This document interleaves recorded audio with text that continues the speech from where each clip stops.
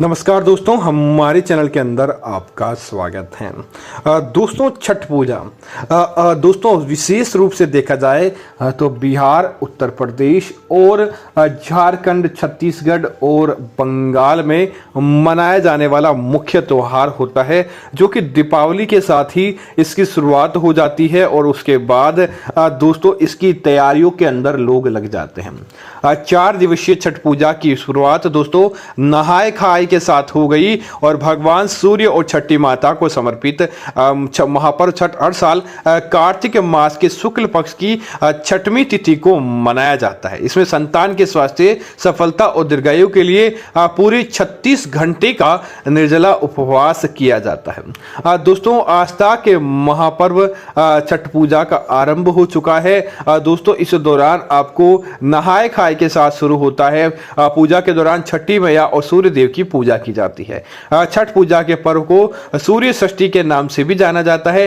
इस पर्व को संतान के लिए रखा जाता है और कार्तिक मास की चतुर्थी तिथि को पहले दिन नहाय खाए, दूसरे दिन खरना, तीसरे दिन डूबते सूर्य और चौथे दिन उगते सूर्य को अर्घ्य दिया जाता है। इसके साथ ही व्रत का पारण यानी समाप्त किया जाता है। दोस्तों, आज हम आपको बताने वाले हैं छठ पूजा के दौरान कुछ काम ऐसे होते हैं जो आपको नहीं करने चाहिए, अन्यथा आपके घर के अंदर बर्बादी आ जाती है और आप नुकसान के अंदर चले जाते हैं। इसीलिए इस बात का आपको जरूर ध्यान रखना चाहिए ताकि माता रानी का आपको आशीर्वाद देखने को मिले, न कि किसी प्रकार का नुकसान हो। दोस्तों, छठ पूजा के दौरान महिलाएं विशेष रूप से भूखी रहती है, निर्जला रहती है और अनेक प्रकार का जतन करके उपाय करती है। तो पुरुषों को इस बात का ध्यान रखना चाहिए, इन दौरान महिलाओं का जितना ज्यादा हो सके आप उनका कहना माने, आप उनकी हर प्रकार की इच्छा की पूर्ति करें। ऐसा नहीं हो कि छठ पूजा के दौरान ही घर के अंदर लड़ाई झगड़ा हो जाए,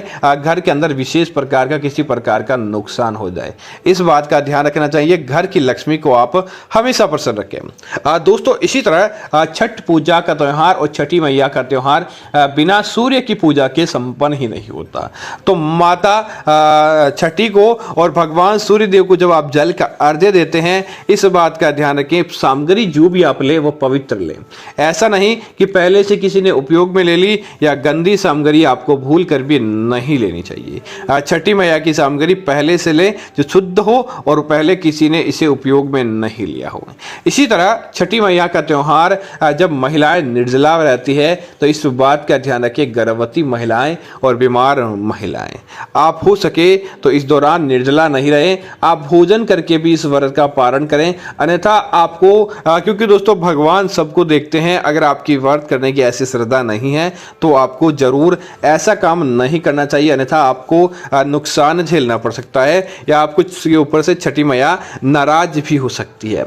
दोस्तों, इसी तरह छठ पूजा के दौरान महिलाएं विशेष तौर से ध्यान रखें कि माता रानी छठी मैया को जो आप पुष्प चढ़ाते हैं या आप नदी के अंदर जो पुष्प आदि लेकर जाते हैं वह पुष्प एकदम पवित्र और शुद्ध होने चाहिए। ऐसा नहीं कि मुरझाए हुए हो या आपने किसी से मांग कर लिए हो, क्योंकि आपको अपने घर की चीज चढ़ानी है तो आप पैसे देकर ही खरीदे या कहीं से आप तोड़ कर भी लेकर आए, तो शुद्धता का आपको पूरा ध्यान रखना चाहिए।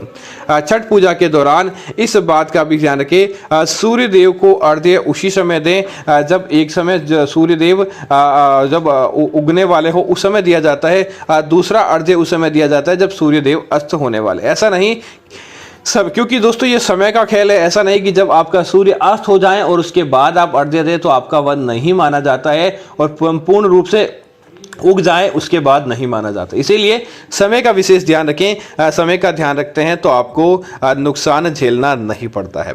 इसी दौरान छठ पूजा के दौरान शराब का सेवन, मांस का सेवन आपको भूल कर भी नहीं करना चाहिए।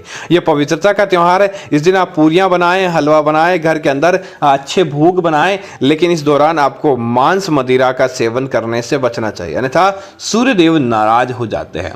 इसी दौरान इस बात का ध्यान रखें, छठी पूजा के दौरान आपको अपने घर के अंदर किसी प्रकार का अनैतिक काम करने से बचना चाहिए। इस दिन झूठ बोलना, चोरी करना, किसी व्यक्ति के साथ मारपीट करना, लड़ाई झगड़ा करना, ऐसा काम भी छठी पूजा के दौरान कोई करता है तो उनको छठी मैया का आशीर्वाद प्राप्त नहीं होता है और उन्हें अनेक प्रकार के कष्टों का सामना करना पड़ता है। छठ पूजा के दौरान सूर्य देव को आप जो जल अर्पित करते हैं, इस बात का ध्यान रखें, जल की बूंदें किसी अन्य व्यक्ति के ऊपर या आपके ऊपर नहीं गिरनी चाहिए। अगर वह अन्य व्यक्ति के ऊपर या आपके ऊपर गिरती है तो सूर्य देव को वह जल स्वीकार नहीं किया जाता। तो उम्मीद है जानकारी आपको अच्छी लगी होगी। ऐसी अन्य जानकारी देखने के लिए आप हमारे चैनल को सब्सक्राइब करें ताकि ऐसी जानकारी आपको मिलती रहेगी। धन्यवाद मित्रों। जय श्री राम मित्रों।